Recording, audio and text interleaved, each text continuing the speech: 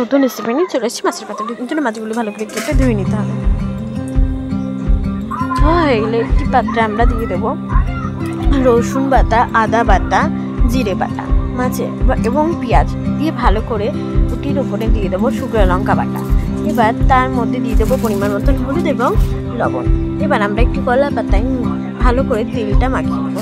এবার যে মশলাগুলি ছিল সেগুলি মাছের গায়ে ভালো করে লাগিয়ে নেবো, মেখে নেবো। ভালো করে মাখাতে হবে যেন মাছের গায়ে সব মশলা ভালো করে লেগে যায়।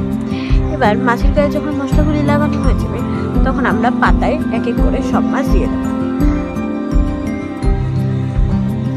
মাছগুলি দেওয়া হয়ে গেলে আমরা কড়াইয়ের উপর দিয়ে দেবো। তখনই দেখবে আপনারা তেলটা উপরে দিয়ে চলে এসছে, তখনই একটি পাত্রে রেখে অন্য পিঠও সেমভাবে করে নিতে হবে।